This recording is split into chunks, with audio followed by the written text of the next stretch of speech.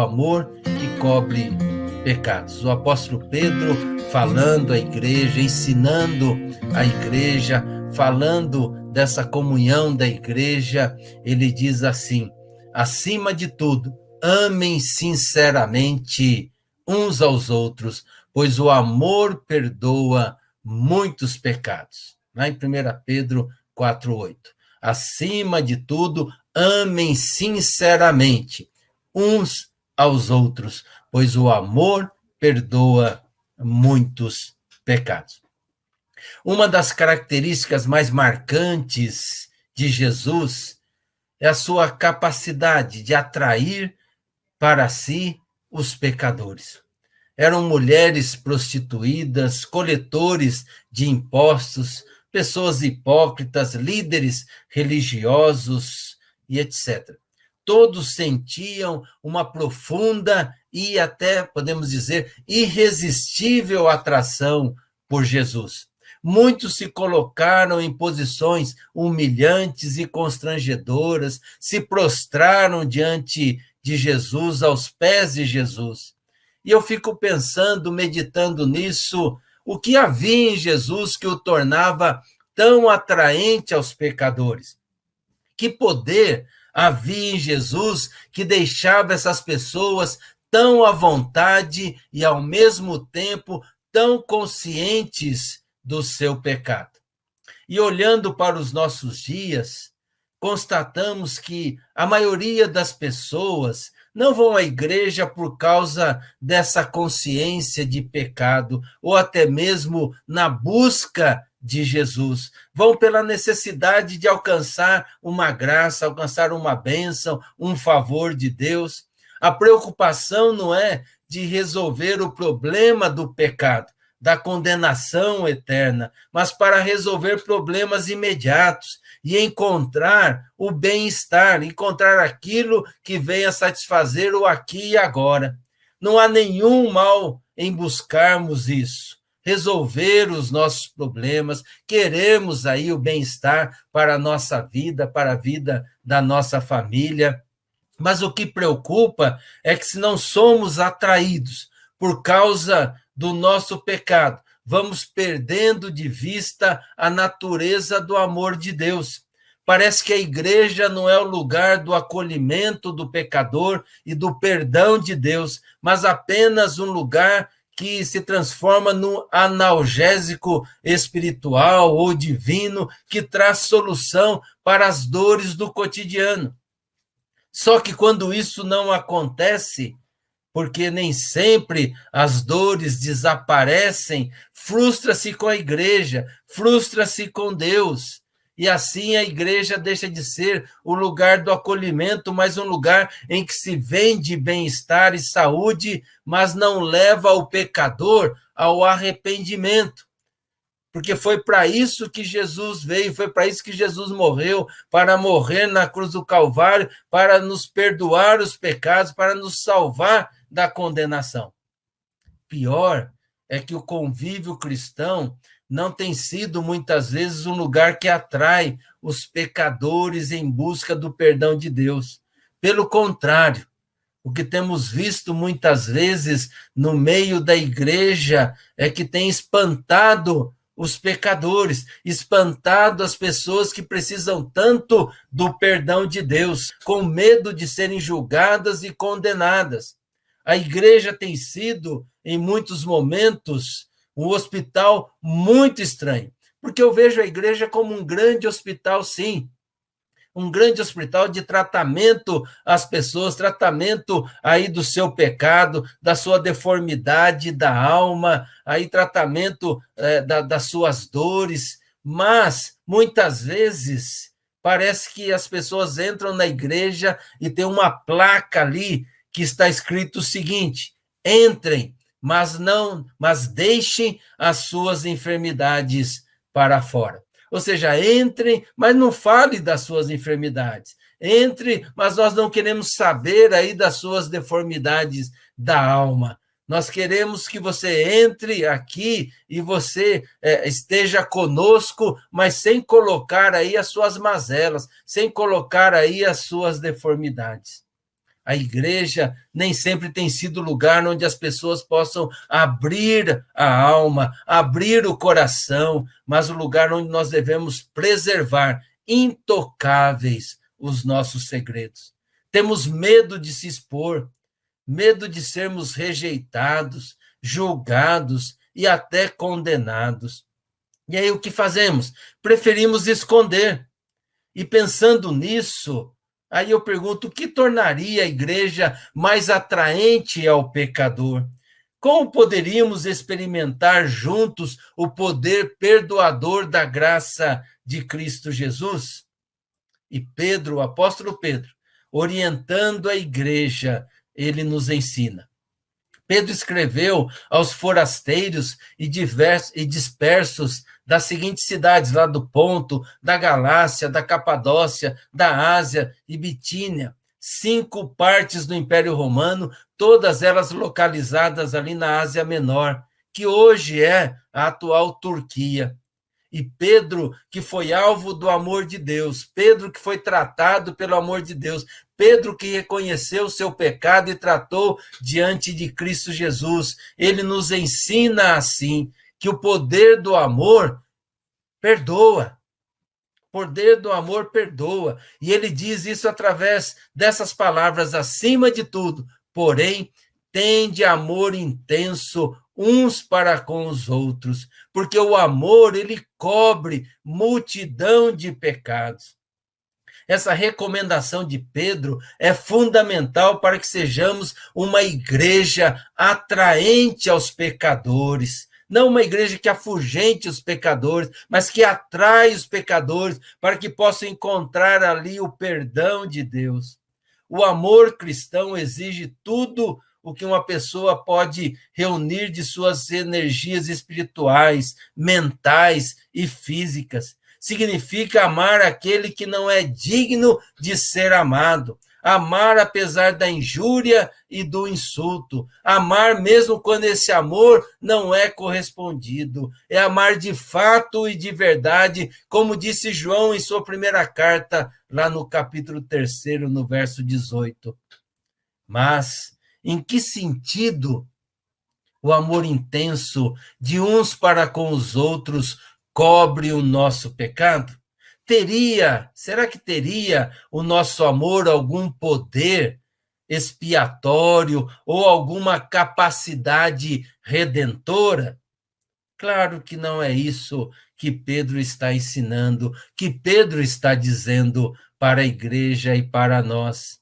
Também não está falando do amor que de tão grande fecha os olhos para o pecado, passa panos quentes, aquele amor típico ou comum de muitos pais, de muitos avós, que ignoram os erros dos filhos e dos seus netos. Eu preguei um domingo desses, em maio, sobre o amor que sufoca, ali Rebeca com Jacó. Visite lá os nossos vídeos e você vai encontrar essa mensagem, o amor que sufoca. Também não é isso que Pedro está falando. Pedro está falando do amor de Jesus pelos pecadores. O amor de Jesus pelos pecadores, o amor de Jesus que atraía o pecador, mas nunca ignorava o seu pecado. No entanto, o pecado não era revelado com o dedo em riste, com palavras acusadoras ou pelo olhar severo de reprovação e condenação. A presença de Jesus criava sempre um ambiente, uma atmosfera de amor tão intenso que o pecado era percebido pelo próprio pecador. Ou seja, quando eles estavam diante de Jesus, eles então, recebendo o amor de Jesus, eles então confessavam o seu pecado, eles reconheciam o seu pecado. E nós encontramos várias passagens que falam desse olhar amoroso de Jesus, que trazia ao pecador a consciência do seu pecado, sem que Jesus dissesse uma só palavra. Por exemplo, o jovem rico, lá em Marcos 10, 21, Jesus olhou para ele com amor, e disse: falta mais uma coisa para você fazer. Lembra que Jesus foi procurado por esse jovem rico, e aí ele perguntando sobre a vida eterna. Que farei para herdar a vida eterna? Jesus então fala, você conhece os mandamentos, e ele cita os mandamentos, fala, eu tenho observado esses mandamentos, e Jesus fala assim para ele, olhando com amor, tratando com amor, percebendo ali a deformidade, percebendo o pecado, e Jesus diz, falta ainda uma coisa para você. E antes de dizer qualquer coisa, Jesus então amou a esse jovem. Jesus olhou com amor para esse jovem. O próprio Pedro teve essa experiência com Jesus, logo após negá-lo por 3 vezes. Lá em Lucas 22:61, diz assim, então o Senhor virou-se e olhou firme para Pedro. E ele lembrou das palavras que o Senhor lhe tinha dito. Hoje, antes que o galo cante, você dirá 3 vezes que não me conhece. Pedro havia negado Jesus. Pedro havia dito que não conhecia Jesus por 3 vezes. E Jesus, então, na terceira vez, olha, o olhar de Jesus se encontra com o olhar de Pedro. E foi um olhar de amor, um olhar, com certeza, de ternura, não um olhar de censura, de reprovação e condenação, no sentido de destruir Pedro, mas um olhar de amor, de ternura, que levou Pedro a chorar amargamente, levou Pedro a se arrepender, levou Pedro a viver a amargura de ter traído o seu amigo, mas que começou ali a restauração da vida de Pedro. E o que me faz pensar assim é a atitude de Jesus quando ele se encontra com Pedro no mar da Galileia. Jesus não censura, Jesus demonstra amor. Jesus não briga com Pedro, não chama a atenção de Pedro, não agarra Pedro ali pelo pescoço e diz, como você diz que não me conhece, você me abandona quando eu mais precisava de você. Não, Jesus chega diante de Pedro, alimentando não só Pedro, como também os discípulos que estavam juntos. E Jesus pergunta, Pedro, tu me amas? Pedro, tu me amas? Pedro, tu me amas? É assim que Jesus tratava o pecador. É assim que Jesus criava o ambiente propício, o ambiente do amor, para que o pecador pudesse reconhecer o seu próprio pecado. Era o olhar, os braços estendidos, daquele que convida sempre, venham a mim, todos vocês que estão cansados de carregar as suas pesadas cargas, e eu vou dar descanso para vocês. Vocês que estão aí com sentimentos de culpa, vocês aí estão com pecados ocultos, vocês que estão aí com pecados recorrentes, venham, que eu vou trazer descanso para vocês, porque eu vou perdoar vocês, eu vou sarar a alma de vocês. Era essa atitude de Jesus que atraía e levava muitos a procurá-lo e a revelarem os seus segredos mais profundos.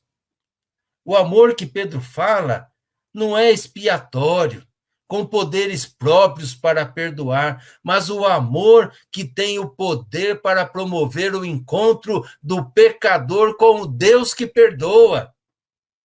Com o Deus que perdoa, por isso Pedro diz, acima de tudo, ou seja, a coisa mais importante, a coisa mais necessária à igreja, ou para a igreja, deve ser o amor intenso de uns para com os outros.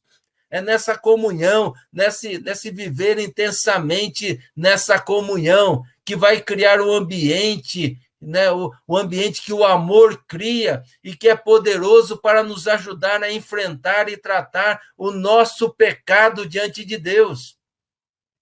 Nenhum de nós consegue enfrentar o pecado no ambiente hostil, tratar o pecado cercado de pessoas que não conseguem perdoar, ou acolher o pecador, mas que estão sempre condenando, que se colocam em posturas de pessoas perfeitas, de pessoas que não erram, de pessoas que estão sempre acusando, sempre condenando. em um lugar que você é olhado e julgado com palavras, com gestos, com olhares e condenado ali sumariamente. Um ambiente assim ou nos torna hipócritas, ou seja, nós escondemos o pecado e nós vivemos como se ele não existisse, e condenando inclusive outros, ou então nos afugenta, nos faz ir embora. Pedro nos convida a criarmos um ambiente próprio para o encontro de Deus, com Deus melhor, e conosco mesmos. Porque quando nos encontramos com Deus, nós aprendemos a nos conhecer mais intimamente, e aí o nosso pecado aflora, e aí colocamos diante de Deus, e somos perdoados. E esse ambiente nasce do amor intenso. Do amor intenso do quê? De uns para com os outros. É o amor de Deus sobre nós, e esse amor faz com que nos amemos uns aos outros, e nesse amor uns aos outros nós amamos a Deus, e assim nós vamos nesse movimento, confessando os nossos pecados e sendo perdoados pelo Senhor, tratados e curados por Jesus. E a igreja, em vez de ser um lugar de condenação, ela passa a ser aquilo para o qual ela foi criada, um lugar de acolhimento, um lugar de abraço, um lugar onde os pecadores são atraídos, tratados, para que os seus pecados sejam perdoados. Jacques Ellul, um escritor, em seu comentário sobre o juízo final, ele escreveu assim: Deus não precisará dizer ou mostrar nada do nosso passado, das nossas ações boas ou más.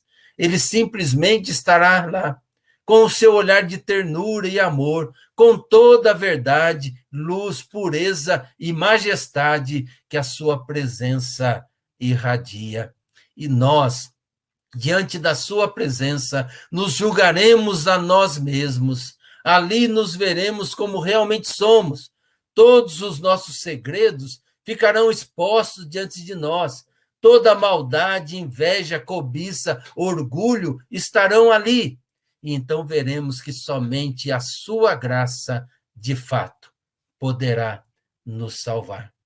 Ou seja, diante da presença de Deus, não há necessidade de palavras, porque diante da luz, a escuridão vai embora. O nosso pecado, então, ele é retirado debaixo do tapete. E nós podemos, então, diante desse amor, confessar e pedir: Senhor, tem misericórdia e nos perdoa, e me perdoa. O julgamento de Deus, irmãos e irmãs, não é jurídico, mas é revelador. Por isso a igreja deve ser o lugar onde as pessoas são acolhidas do jeito que estão, sem regras, sem acusações, sem normas, acolhidas do jeito que estão, e assim elas passem a olhar para si mesmas, com o mesmo olhar que recebem de Jesus. E aí elas vão sendo tratadas, curadas, porque é um olhar de amor que nos dá certeza desse amor, do perdão de Deus sobre nós. E aí os pecados vão sendo revelados, os pecados vão sendo confessados, os pecados vão sendo tratados, os pecados vão sendo perdoados. No juízo final, não teremos que enfrentar um juiz de toga preta e olhar reprovador, pronto para bater o martelo e dar o seu veredito, mas o juiz que nos olha com ternura, com misericórdia, com amor, mas ao mesmo tempo será um olhar revelador, um olhar pleno de amor e de graça. Será esse olhar que revelará aquilo que nós somos, pois é assim que sempre acontece quando estamos diante de Jesus e a sua palavra. Voltando ao jovem rico, lembra? Que quando Jesus olhou com amor e disse: falta ainda uma coisa para você. E aquele jovem, né, quando ouve Jesus falar: vai e vende tudo que tens, dá aos pobres, ele sai entristecido. O seu pecado foi revelado, o seu amor, ou o seu Deus, foi revelado ali. era o dinheiro, as coisas que ele tinha, e ele não quis abandonar isso, e ele sai entristecido. Pedro nos propõe, então, uma igreja onde o pecado possa ser confrontado sem medo, sem medo. O encontro do pecador com seu pecado se dá no ambiente de pecadores que experimentaram a graça perdoadora do amor de Jesus e que oferecem essa mesma graça àqueles que dela necessitam.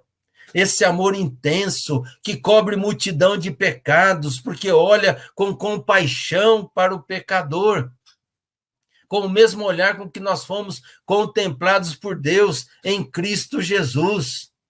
Por isso, igreja, não tenhamos medo de vivermos isso, de acolhermos os pecadores. Não somos nós que transformamos vidas, não somos nós que perdoamos os pecados, não somos nós que transformamos a vida das pessoas. É Cristo Jesus, com o seu amor, com o seu olhar amoroso, misericordioso, que faz com que o pecado aflore e seja confessado e seja perdoado, mas que isso aconteça nesse espaço, nesse ambiente de amor que se chama Igreja de Cristo Jesus, aonde as pessoas são atraídas e possam ser aquilo que elas são lá fora, elas possam ser também na igreja, aquilo que elas são no trabalho, elas possam ser na igreja, aquilo que elas são na família, elas possam ser na igreja, e se há erro nisso, se há pecado nisso, que seja confessado, que seja tratado, mas sempre com amor.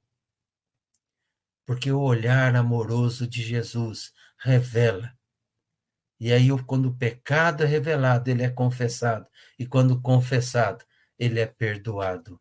Porque Jesus morreu para perdoar todos os nossos pecados. E assim, é com esse amor que nós devemos viver. Porque como João, o apóstolo João, na sua carta, sua primeira carta, no capítulo 4, no verso 19, ele diz assim: nós amamos a Deus, porque ele nos amou primeiro.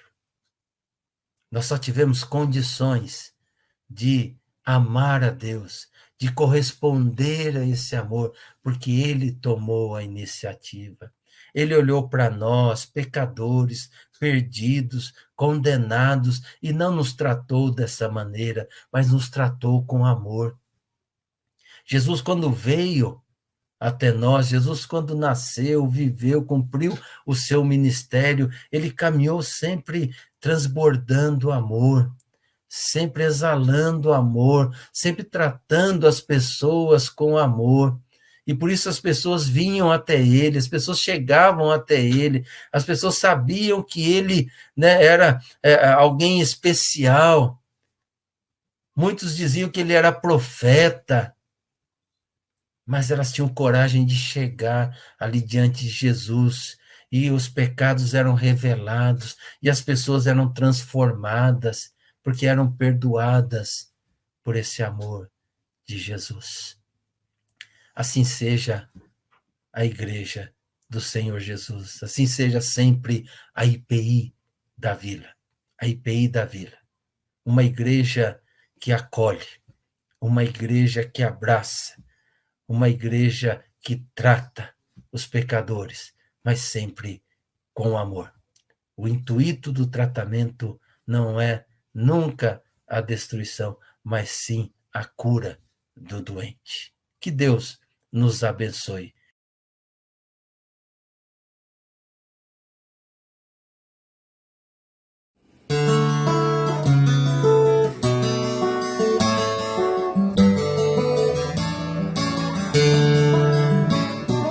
Começar em mim, quebra corações, para que sejamos todos um, como tu és em nós.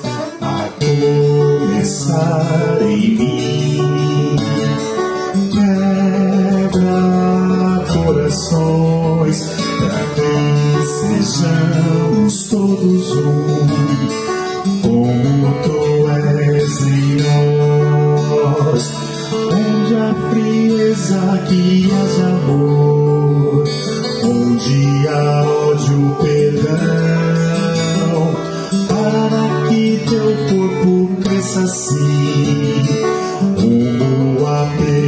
perfeição a começar em mim. Quebra corações para que sejamos todos um, como tu és em nós. Onde há frieza, que haja amor. Onde há ódio, perdão. Para que teu corpo cresça assim, como a perfeição.